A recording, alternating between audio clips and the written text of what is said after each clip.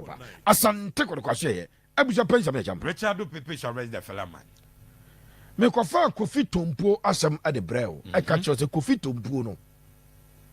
First na Asante Kotoko, director of football, Stanley Menzo ehwe no. Na a short video. Sa video no, I was privileged me you are at the mount. Nice one. Kofi Tompuo. Or a typical controller, midfield controller, with a lot of calmness, or power. I want to fortune to deliver short. Kofi Tompuo there, or ye Emmanuel, a brand Emmanuel, Olympics no. Young caress ball, young pass, young rub, young control, young more short, meaning an Emmanuel, or back or tokono, 2 seasons in here and 5. Kofi Tompuo, that type of a player. Coach in the hair. Ne 5 minutes video, you know, say that be for 5 minutes and when to play out. Temoma more videos. More videos, no, okay, Kotoko Diana Obobi. Sorry, Kotoko Bechem. Sa Kotoko Bechem no. Me pe full video na coach no ma pe link no me no ahwe. Nice one. Kotoko Bechem second leg boy. Me pe full video no ahwe. Bechem ne Diana Oboy. Anyway, coach them sapani wahwe Kofi Tompuo videos no. In fact, my main friend just Asante Kotoko, football director no. We requested for further videos of all the players on the Kotoko wish list. We requested for. Wow. So ni say Ghana Premier League no. Match be a GF for no omo cameraman utwa. Na GF for no video no ya na it comes with a cost opa. You pay a certain amount. Oh, okay. No mama video ni bi.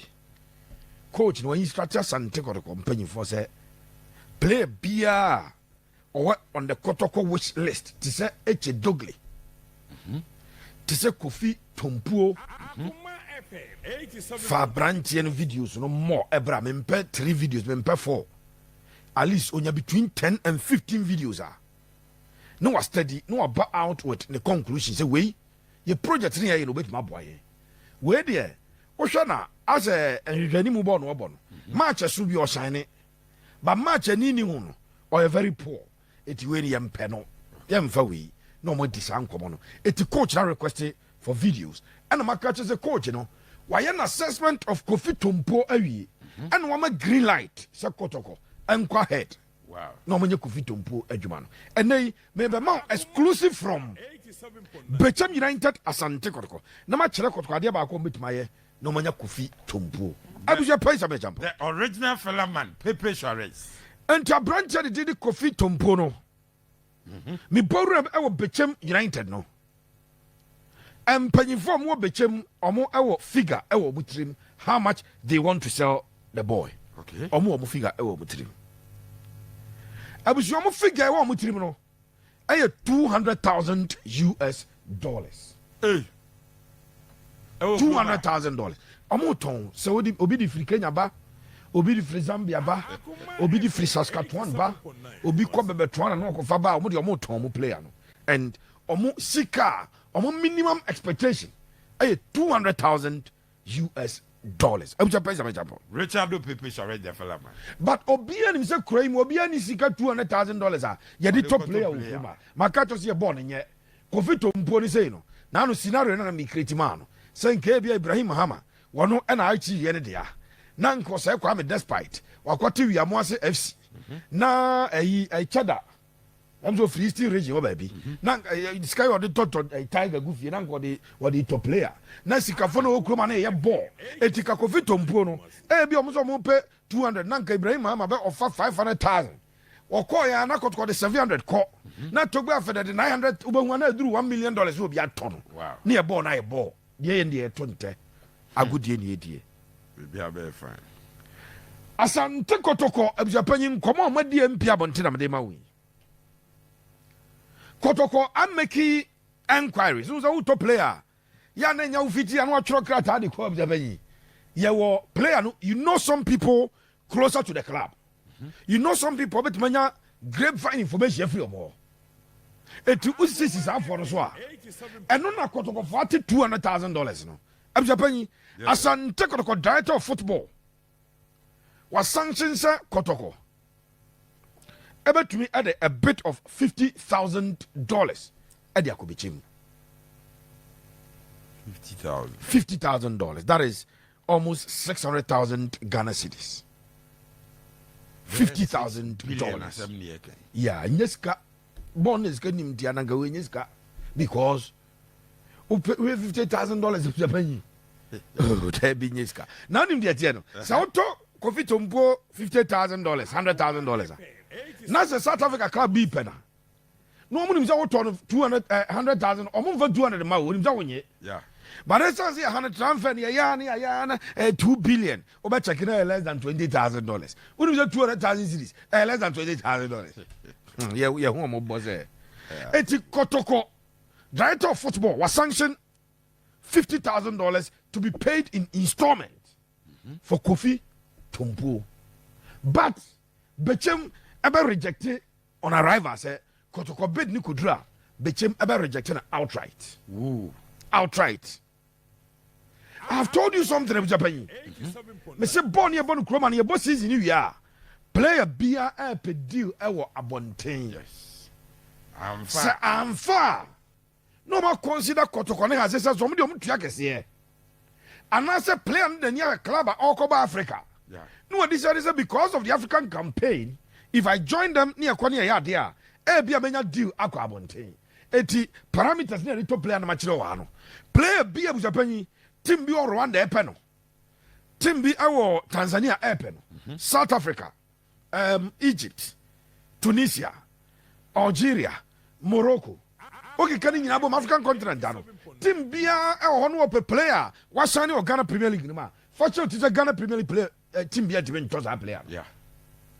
They will offer $200,000. It's a Kofi Tompuo, 200,000.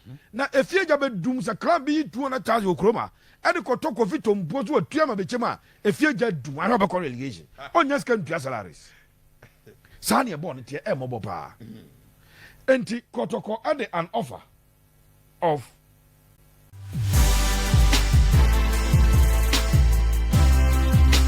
$1,000. But per our checks, $50,000 will be rejected by Bechem. Pending Bechem Ebenya a deal at the Aquabonte. My men found a branch at the Mabakacho or Hasono, Waka yes to Asante Kotoko. Yes. I'm Japan. Yes, sir. My men found to us a Kotoko, my deal be Amasicano. Bechem Bajan as a form. And Unye. Nice one. Kotoko Ekofa, one of the best left backs in the Ghana Premier League, in Francis Acquah. Eba Kumasi. Yeah. Last season. Francis Acquah no a Bechem for Marco Kobede. Born Onimbawa boy rem all national teams, including Black Galaxies. Oba Kotoko no obeto Patrick Esiedu.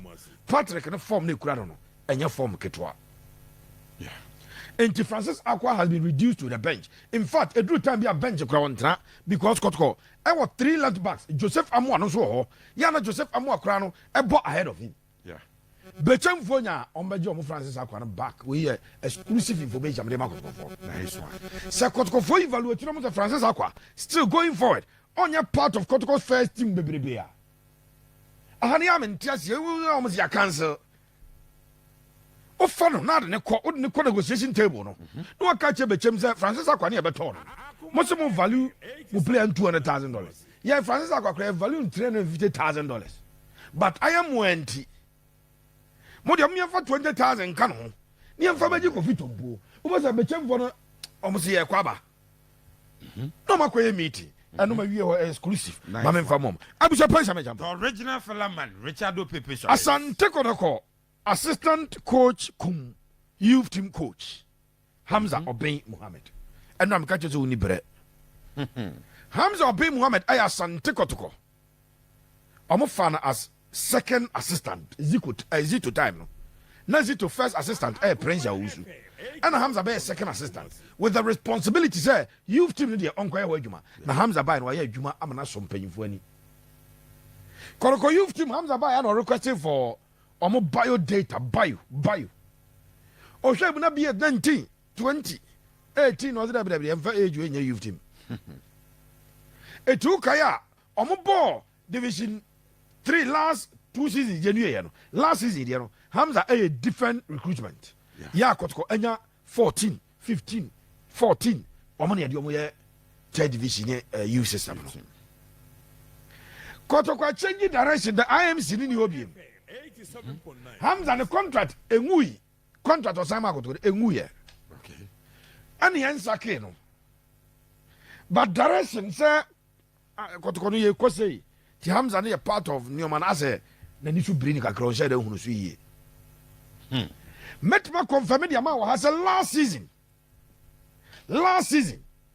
ana atapoku edi ka contact Samuel Boadu say e bo season wi a omo de beba e bra na doma supporters no aduana fo bu ofuzie mpam coach Chioba no sata no mo ye negotiations so mefa coach edi e de Samuel Boadu eti last season Samuel Boadu ka kira atapoku no say me wo be fa me a e so di we ka ho na odi omo ba e no mpo Hamza di eti Hamza any aduana nkomo no and started this season papers are say e shall see last season Woo. I'm Japan. Original fella man. Metma Kacho say Hamza obey Muhammad Yeka say Hamza enka yes to Adriana and the former boss Samuel Boadu. Okay. And come on, dear patch, let's say Hamza nya Kotoko na obeto so but opeso hu nanim clear his way opeso hu the way forward. Because Kotoko for new coach. Bia na new coach no onye na ajeso ne Hamza be adwuma ebre ye ninka so na ebre so eni nipa afa the earlier the better the communication free Kotoko board no oba say Hamza ukra contract ko epesi tretrem adwuma wo ye o youth team on ani so being part of the senior team is something good for us. We want to even review your contract, renew it, extend it, do this, do that. Hamza is 100% ready. And Hamza anchor yes to Adriana. Fantastic. My year Hamza. I'm just person jump. Richard Pepe is already the fella man. Meno Kasayano, Asante Kotoko, no, because Kotoko 2 targets of which may lose from nations. A branch of the team at Razak Simpson. Yeah, because I was sign contracts at Yama Finland club B. Sisia, you can say. Enti Razak Simpson.